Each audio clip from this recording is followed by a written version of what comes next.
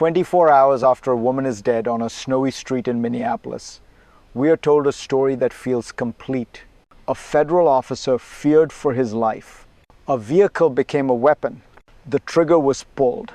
And yet, when you look closely, the story fractures. Video does not shout certainty. It whispers ambiguity. A car stopped. A hand waved another driver through. Commands shouted, a body moving out of frame, then gunfire. I'm Fareed Zakaria. And when power acts this fast, this decisively, the most dangerous thing we can do is stop asking questions. Because democracies do not collapse in chaos. They erode in confidence when conclusions arrive before facts, when investigations close before they begin. If you care about accountability, about how force is justified in your name, stay with me. This story is not just about what happened in Minneapolis. It's about what happens when authority explains itself and no one is allowed to check the math. Now, to understand why this moment matters, we have to step back and define the real issue at the center of it. The real issue here is not a single pull of a trigger. It's the system that surrounds that moment and shields it. This was not a routine traffic stop. It was a federal immigration operation carried out by officers whose authority is vast, mobile, and often opaque to the public. ICE agents are not local police. They do not answer to city councils or county prosecutors in the same way. And that distinction matters. Within hours, the highest levels of government declared the shooting justified. Not under investigation, not awaiting findings, justified. That speed tells us something important. The conclusion arrived before the process. At the same time, Minnesota officials say they were blocked from investigating. The state stepped back. The federal government stepped in. And suddenly, the same institution involved in the shooting became the institution controlling the narrative. This is where public trust begins to thin. Not because people hate law enforcement, but because accountability without independence is not accountability at all. To see how we arrived at this moment, we need to understand the broader context that shaped it. To understand this moment, we have to widen the lens. Not minutes, not hours, years. Over the past decade, immigration enforcement in the United States has shifted from the margins to the center of political identity. Agencies like ICE were no longer just executing policy. They became symbols of sovereignty to some, of fear to others. And when institutions become symbols, pressure follows. Operations accelerated, expectations hardened. Officers were asked to move fast, assert control, and assume danger. At the same time, public trust eroded. Communities learned to see enforcement not as protection, but as intrusion. This is the cycle. Political intensity produces operational urgency. Urgency compresses judgment. Compressed judgment increases risk. In that environment, every interaction becomes a potential crisis. A stopped vehicle is no longer just a vehicle, it is a threat scenario. A hesitation is no longer confusion, it is defiance. Add winter conditions, add video cameras, add national attention. And suddenly, a single decision carries the weight of a decade. This is the backdrop against which the first rupture occurs. The first rupture happens in seconds, but its meaning stretches much further. On a snow-covered street, an operation stalls. A federal vehicle is stuck. Agents are exposed, pushing metal in the cold. Then comes interruption. A civilian vehicle stops nearby. Not charging, not fleeing, just there. Video shows time passing nearly 3 minutes. Traffic flows around it. A hand waves someone through. Nothing explodes. Until it does. 2 agents approach. One moves to the side, the other steps in front.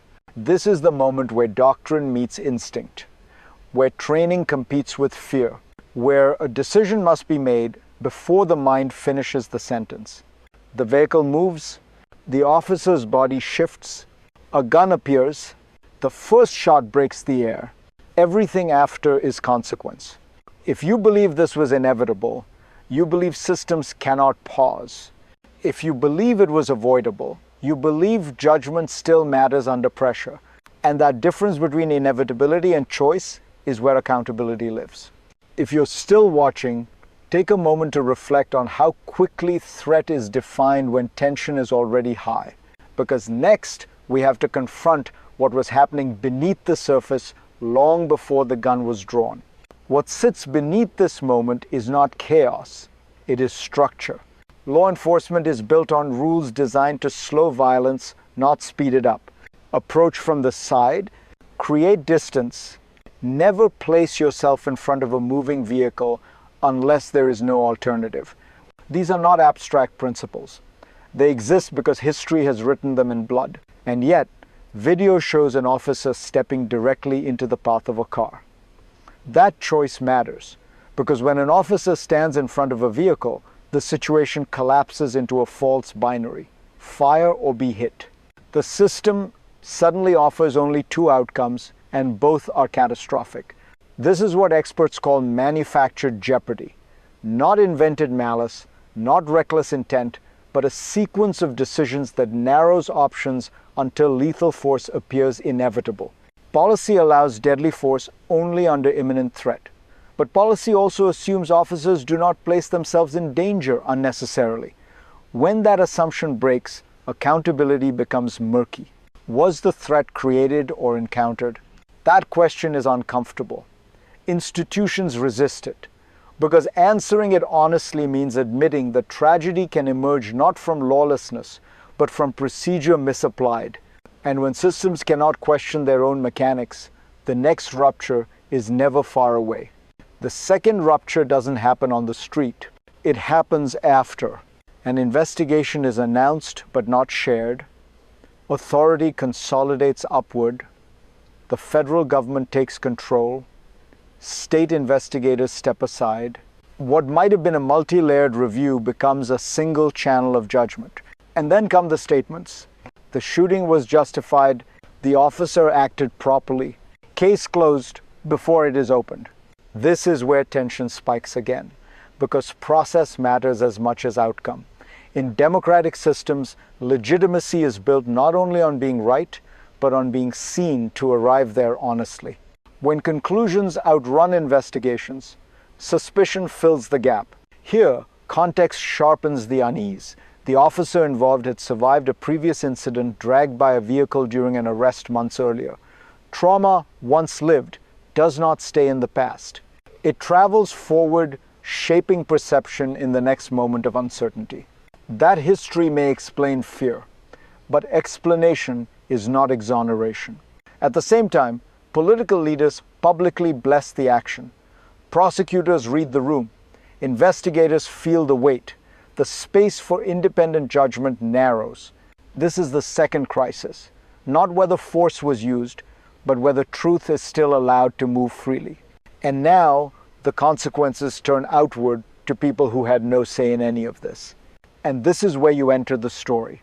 Because whether you live in Minneapolis or not, whether you care about immigration or not, this moment reaches into your life in a quiet, unsettling way.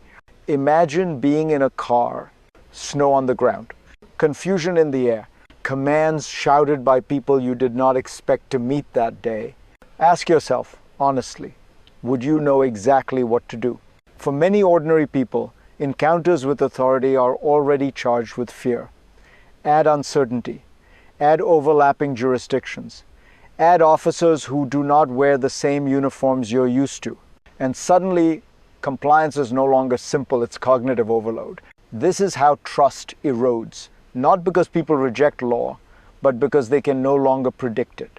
When a system moves so fast that a misunderstanding becomes fatal, the message received by the public is brutal. Hesitation can cost your life. If you've ever wondered why communities withdraw, why silence replaces cooperation, this is why. Safety is not just the absence of crime. It's the presence of clarity. If this matters to you, if you believe power should be accountable to the people it governs, don't look away. Stay engaged, ask questions, demand transparency. Because what happens next doesn't stop at one city. It ripples outward. What happened in Minneapolis does not stay in Minneapolis. When a federal agency uses lethal force, controls the investigation, and receives immediate political endorsement, that pattern is noticed far beyond state lines. Other agencies watch, other officers learn, other governments take notes. This is how norms are set. Across democracies, the same tension is playing out. Security versus oversight, speed versus deliberation, authority versus trust. When federal power overrides local scrutiny, it sends a clear signal about where gravity now sits in the system. Internationally, the implications are subtle but real. The United States lectures the world on rule of law, due process, and civilian accountability. Those words carry weight only if the process at home is visibly rigorous. When ambiguity is resolved by assertion rather than evidence, credibility weakens. Domestically, the ripple is sharper. States ask where their authority ends. Communities ask who protects them when federal power enters their streets. And officers, paradoxically, are left more exposed because unclear rules create more dangerous encounters, not fewer. This is not about one policy or one administration. It is about precedent. Once set, it is hard to reverse. And that brings us to the hardest question of all. Where does this trajectory lead? When systems drift, the future doesn't arrive as a single outcome. It branches. The first path is the best-case scenario. Independent scrutiny is restored. Federal and state authorities find a way to share jurisdiction. Policies are clarified. Training is reinforced. Lethal force returns to being a last resort, not the default end of uncertainty. Trust slowly begins to rebuild, not because mistakes never happen, but because they are confronted openly. The second path is more likely. Ambiguity hardens into routine. Investigations remain internal. Statements continue to arrive before facts. The public grows accustomed to not knowing. Tension doesn't explode, but it never dissolves. This is the future of quiet erosion, where confidence thins year by year. The third path is the most dangerous. Fear governs decisions. Officers assume the worst. Civilians do the same. Every encounter becomes preloaded with suspicion. In that world, tragedy is no longer an exception. It becomes statistical. Which future emerges depends on something deceptively simple: whether systems are allowed to question themselves. History shows us this. Much institutions don't fail because they are evil. They fail because they stop listening. And that leaves us with one final reckoning. A woman is dead. An officer goes home, and a country is asked to accept an answer without seeing the work. This is not an argument against law enforcement. It is an argument for law with limits, because power without scrutiny does not make us safer. It makes outcomes irreversible. What happened in Minneapolis forces a simple, uncomfortable insight. The question is no longer whether force was justified, but whether justification has replaced accountability. Democracy survives not on trust alone, but on verification, on the right to ask what happened, how decisions were made, and who gets to decide when the story ends. If we lose that, we don't lose order overnight. We lose something quieter, the expectation that truth belongs to the public. If this analysis challenged you, share it. Talk about it. Keep the conversation alive. Because the next encounter, the next decision, the next trigger pull will be shaped by what we accept today. I'm Fareed Zakaria. And the most important question isn't what happened yesterday. It's what we allow to happen next.